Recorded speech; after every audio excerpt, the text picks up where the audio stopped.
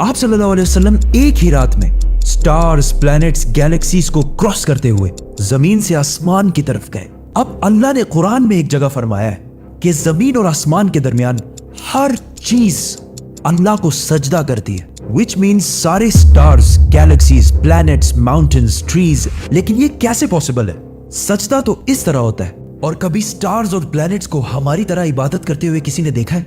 लेकिन अल्लाह ने कुरान में बार बार कहा है कि ये सारी चीजें अल्लाह की इबादत करती हैं। तो यूनिवर्स के इन सारी चीजों में कोई ना कोई बात कॉमन, एक जैसी जरूर होगी। आज से बहुत साल पहले पूरी दुनिया का ये ख्याल था कि जमीन, अर्थ ही दुनिया का सेंटर है।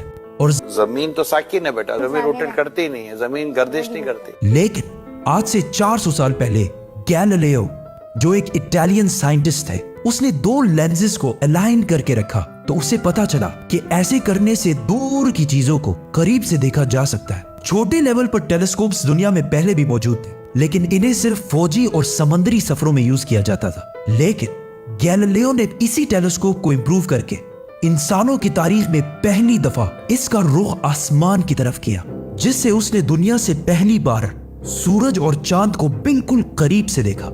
और गैलीलियो ने इन सारों की मूवमेंट को ऑब्जर्व करना शुरू किया। 1300 दुनियाओं को अगर मिला लिया जाए, इससे एक जुपिटर बनता है। गैलीलियो ने देखा कि ये भी बाकी प्लैनेट्स की तरह गोल है, लेकिन जुपिटर के ऊपर जो लाइट है वो महीने के डिफरेंट दिनों में बिल्कुल बदल रही है। और उसने देखा कि वीनस और सैटर्न का भी यही हाल है। अब ये सब कुछ तभी पॉसिबल था कि अगर ये सारी चीजें सूरज के गिर्द घूम रही हो, दुनिया के नहीं।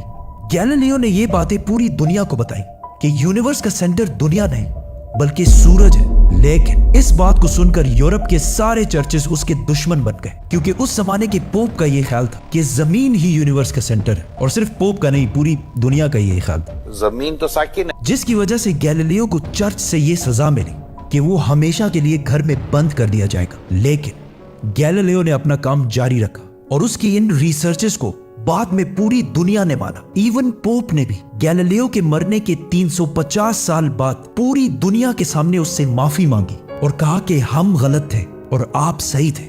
आहिस्ता आहिस्ता हमें पता चला कि जमीन यूनिवर्स का सेंटर नहीं है, बल्कि ये सूरज के गिर्द घूमती है। और सूरज भी कोई इतनी बड़ी चीज नहीं है, बल्कि सूरज तो इसके जैसे अरबों खरबों स्टार्स की तरह मिल्की वे गैलेक्सी का एक छोटा सा हिस्सा है। और ये मिल्की वे गैलेक्सी अरबों स्टार्स से बनी हुई है, और ये सारे बिलियंस ऑफ स्टार्स एक ही सर्कल में घूम रहे हैं। हम तो सूरज के गिर्द घूम रहे हैं, तो सूरज जैसे अरबों खरबों स्टार्स मिलकर किसके गिर्द घूम रहे हैं? Super massive black hole. Have a supermassive black hole at their center. इस ब्लैक होल ने, जो हमारे सूरज से 40 लाख टाइम्स बड़ा है, ने पूरी गैलेक्सी को एक गोल सर्कल में रखा हुआ है। जिस तरह हमारे सूरज ने जमीन, जुपिटर, मार्स, इन सारे प्लैनेट्स को एक सर्कल में रखा हुआ है। लेकिन ये गैलेक्सी भी कोई इतनी बड़ी चीज नहीं है, बल्कि ये लाखों और गैलेक्सीज को मिलाकर एक छोटे से क्लस्टर का एक छोटा सा हिस्सा है। ये लाखों गैलेक्सीज मिलकर एक क्लस्टर बनाते हैं, और ये क्लस्टर भी कोई इतनी बड़ी चीज नहीं है, बल्कि इस जैसे लाखों क्लस्टर्स मिलाकर एक सुपर क्लस्टर बनता है। और ऐसे हजारों सुपर क्लस्टर्स और भी मौजूद है। अब आपने ये नोट किया कि इन सारे स्टार्स, गैलेक्सीज, प्लैनेट्स में एक चीज कॉमन है कि इस पूरे यूनिवर्स में हर चीज किसी न किसी दूसरे ऑब्जेक्ट के गिर्द घूम रही है। और जब रसूलुल्लाह सल्लल्लाहु अलैहि वसल्लम भी आसमानों की तरफ गए तो उन्होंने बैतुल मामूर में फरिश्तों को नमाज पढ़ते हुए नहीं देखा, वो भी किसी चीज के गिर्द घूम रहे थे। लेकिन घूमने का इबादत से क्या ताल्लुक है? अल्लाह ने तो कहा है कि ये सारी चीजें इबादत करती हैं। आपको पता है अल्लाह ने ये बात किस सूरत में कही है? सूरह हज में।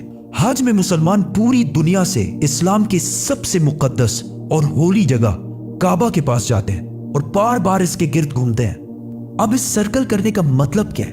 जब मुसलमान काबा के गिर्द घूमता है तो वो उस वक्त अकेला नहीं घूम रहा होता, बल्कि चांद, प्लैनेट, स्टार्स, गैलेक्सीज, क्लस्टर्स सारों के साथ एक ही इबादत में शामिल हो जाता है। तो ये सारी चीजें हमारी तरह इबादत नहीं करती, बल्कि हम मक्का जाकर इनकी तरह इबादत करते हैं। लेकिन इस आयत में तो लिखा है कि ये सारी चीजें अल्लाह को सजदा करती हैं। सजदा का मतलब सिर्फ हमारे वाला सजदा नहीं है, बल्कि अल्लाह के निजाम के मुताबिक चलने को भी सजदा कह सकते हैं। लेकिन अल्लाह ने इस आयत में सिर्फ स्टार्स, गैलेक्सीज और प्लैनेट्स का नहीं कहा, बल्कि हर चीज, पहाड़, दरख्त, जानवर, सब का कहा है। ये तो सर्कल्स में नहीं घूमते। आज से हजारों साल पहले एंशिएंट ग्रीस में ये कॉन्सेप्ट बना कि कायनात की हर चीज एक बहुत ही छोटे पार्टिकल एटम से बनी हुई है, जिसको फिर 2000 साल तक पूरी दुनिया भूल गई। लेकिन आज से 200 साल पहले इस कॉन्सेप्ट पर रिसर्च दोबारा शुरू हुई और साइंसदानों की रिसर्च से पता चला कि एटम सबसे छोटा पार्टिकल नहीं है, बल्कि इसके अंदर और भी पार्टिकल्स हैं, जैसे प्रोटॉन्स, न्यूट्रॉन्स, इलेक्ट्रॉन्स। प्रोटॉन्स और न्यूट्रॉन्स हमेशा एटम के सेंटर में होते हैं और इलेक्ट्रॉन्स हमेशा इनके गिर्द घूम रहे होते हैं, ऑलमोस्ट बिल्कुल उसी तरह जिस तरह प्लैनेट्स सूरज के गिर्द घूमते हैं और स्टार्स ब्लैक होल के गिर्द घूमते हैं। जिसका मतलब है कि कायनात की हर चीज चाहते या ना चाहते हुए किसी ना किसी चीज का तवाफ कर रही है। और जब कोई मुसलमान काबा का तवाफ करने जाता है तो वो कायनात की हर छोटी से छोटी चीज, जैसे एटम के अंदर इलेक्ट्रॉन से लेकर कायनात के सबसे बड़े ऑब्जेक्ट्स, प्लैनेट्स, स्टार्स, गैलेक्सीज और इवन बैतुल मामूर में फरिश्तों के साथ एक ही इबादत में शामिल हो जाते हैं।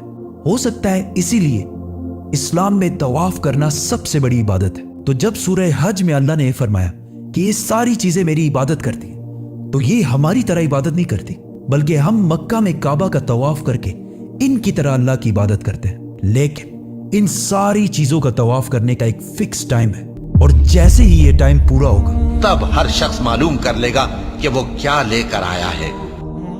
सब्सक्राइब।